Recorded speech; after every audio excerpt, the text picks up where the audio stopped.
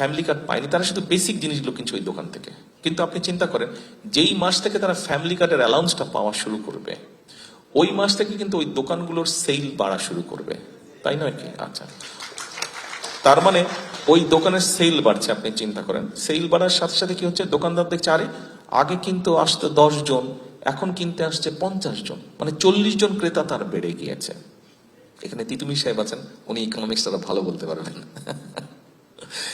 তো 40 জন কিনতে পারছে। এখন দোকানদার 40 জনকে মানে 40 জনকে সার্ভিস দিতে কি হিমশিম খাচ্ছে। তখন দোকানদার কি করলো, আগে ছিল একা, তখন ও একজনকে হায়ার করলো, একজন কর্মচারী সে রাখলো, অর্থাৎ একটা জব ক্রিয়েট হলো, একটা কর্মচারী সে রাখলো, একটা জব ক্রিয়েট হলো। আচ্ছা, আমি যেই 4টা 5টার কথা বললাম, যে আইটেমগুলোর কথা বললাম, আপনি চিন্তা করেন, তখন তার এখন ওই ডিমান্ডটা বেড়ে গেল। আগে বেচারা মা হয়তো ছোট বাচ্চা মেয়ে, তার জন্য হয়তো সারা মাসে একটা চিপসের প্যাকেট কিনতো।